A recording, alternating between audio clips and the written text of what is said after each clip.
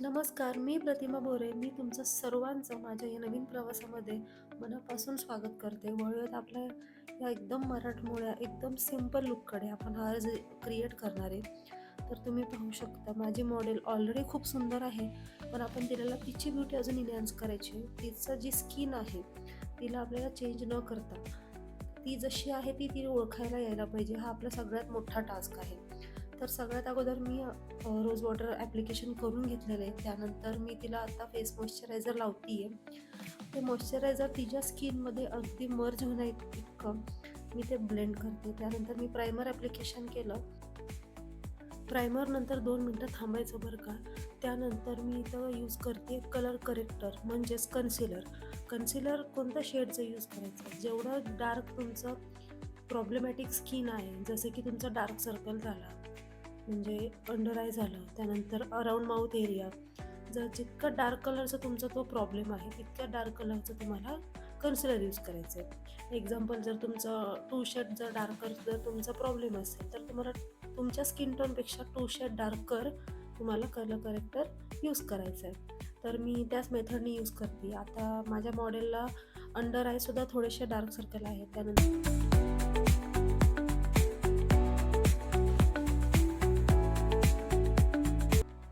यानंतर मी थोडंसं फोरहेडला सुद्धा कलर करेक्शन करते आहे, बिकॉज तिचं फोरहेडसुद्धा थोडंसं टॅन आहे.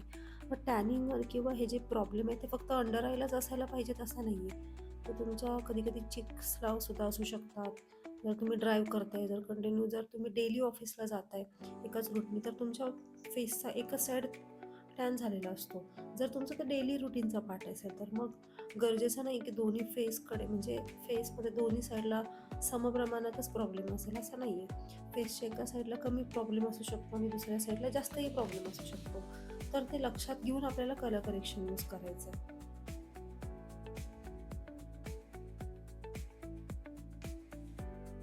प्रॉब्लेम्सला जितकं लाईट हँडने आपण क्लिअर करणार ते खूप महत्त्वाचं आहे.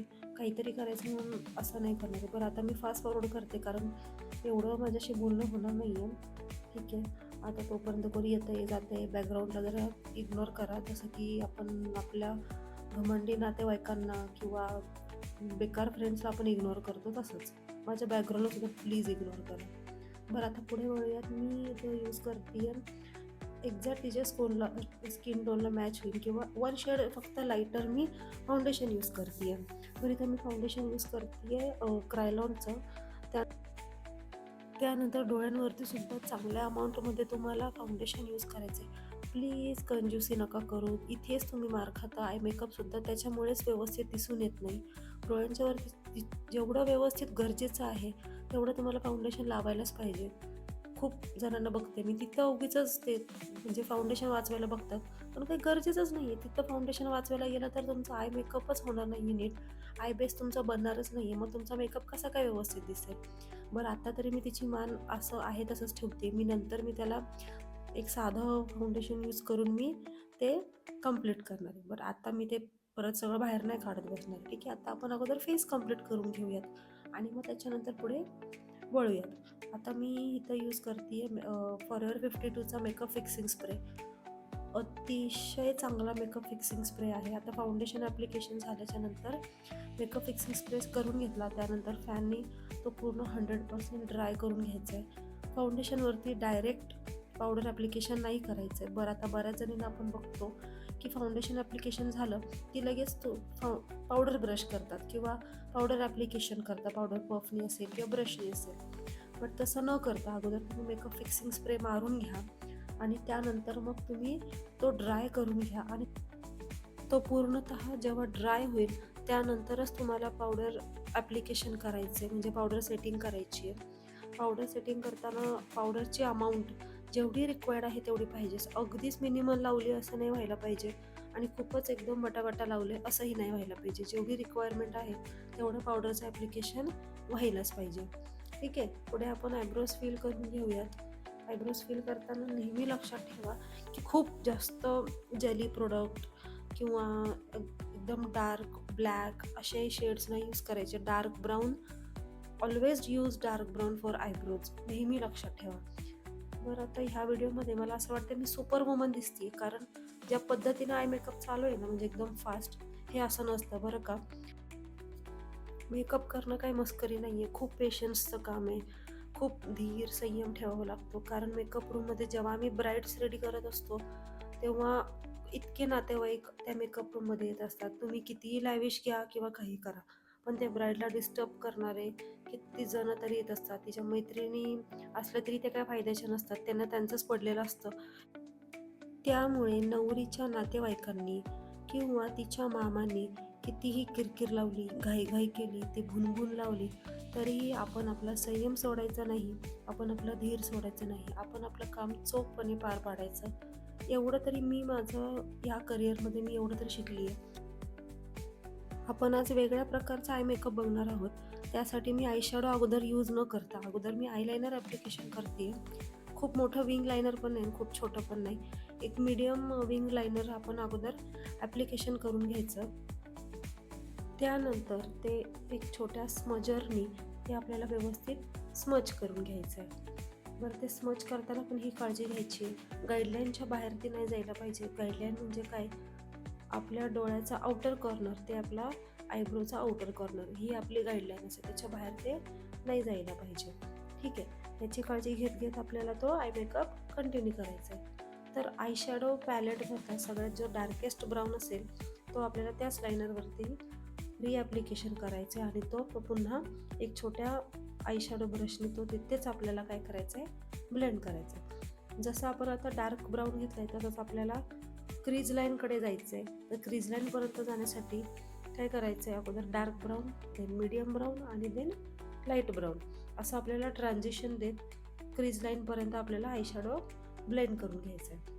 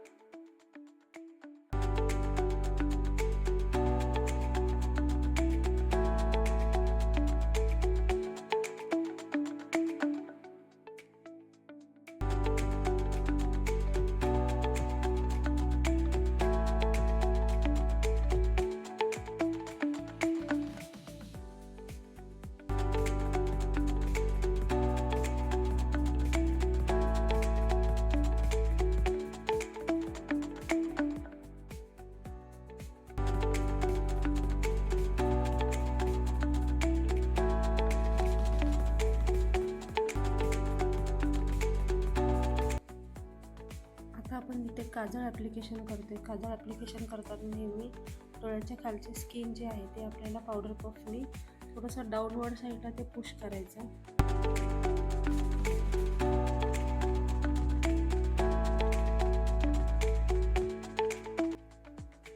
हे काजळसुद्धा आपल्याला स्मजरनी व्यवस्थित स्मज करून घ्यायचं आहे.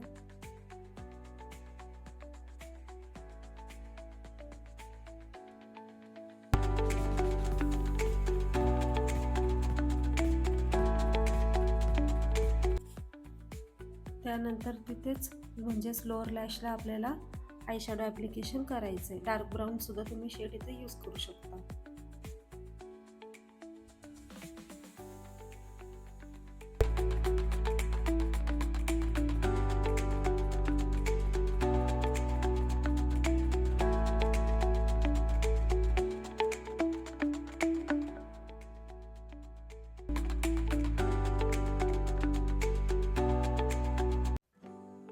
मस्कारा ॲप्लिकेशन करून झाल्यानंतर अंडर आयमध्ये जी एक्स्ट्रा पावडर लावून ठेवलेली होती ती आपल्याला डस्ट ऑफ करून घ्यायची. तर मी इथे यूज करते एक मोठा फ्लफी ब्रश आहे माझ्याकडे, तो मी तिथे यूज करते.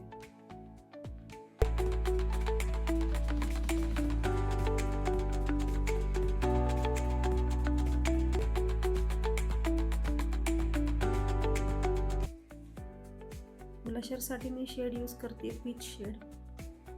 पीच शेड ॲक्च्युअलमध्ये खरं तर बघायला गेलं तर डार्क ब्राऊन किंवा जे टॅन गर्ल असतात ना त्यांच्यावरती खूप छान दिसतो. बट हिचा शेड तुम्ही बघितलं तर एकदम खूप फेअर पण नाही आहे आणि खूप एकदम डार्क पण नाही आहे. ही थोडीशी विटी शेडची, सो हिला ते बरोबर सूट झालं असतं, त्याच्यामुळे मी हिला पीच शेड घेतलेला आहे.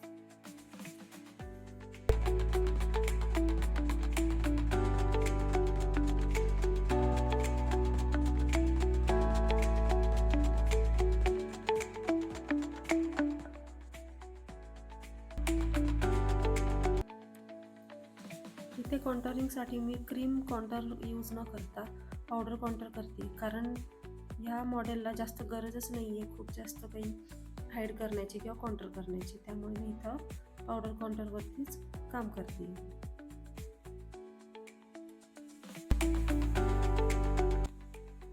आता यानंतर पुन्हा एकदा आपल्याला मेकअप फिक्सर यूज करायचं आहे. पावडर ॲप्लिकेशन सगळं झाल्यावर म्हणजे जे पावडरचे जे प्रोडक्ट आहेत जसं की ब्लशर आहे किंवा पावडर कॉन्टर आहे, हे पावडर प्रोडक्ट जेव्हा आपण ॲप्लिकेशन करतो हे संपल्याच्या नंतर पुन्हा एकदा सेटिंग स्प्रे, आणि सेटिंग स्प्रे पुन्हा एकदा आपल्या पिंक फॅननीच करायचा आहे. फॅनचा कलर हा पिंकच असायला पाहिजे, हे नेहमी लक्षात ठेवा.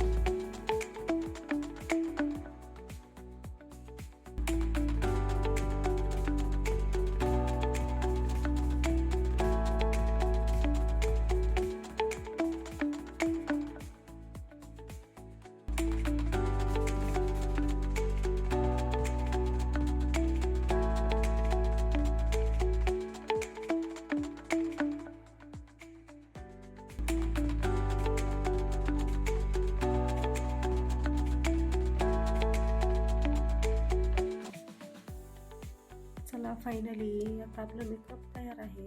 किती खुश झाली ना, बघा ना, म्हणजे लिपस्टिक लावल्याच्या इथं हिला वाटतंय की चला माझी इथून सुटका झाली, मेकअप संपला, पण नाही, मी आता कॉन्टर करणार आहे.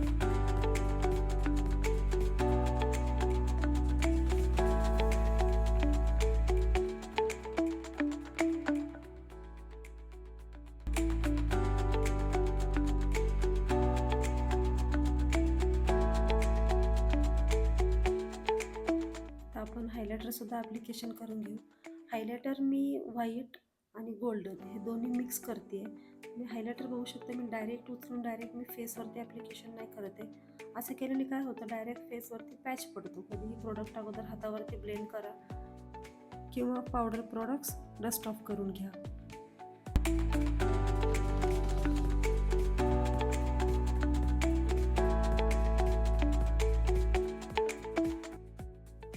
चला तर आता हायलायटरसुद्धा आपलं ॲप्लिकेशन करून झालेलं आहे. आता वेळ आली आहे साडी आणि ज्वेलरी ह्याची, तर हिला साडी नेसवूयात आणि आपली ज्वेलरी घालूयात.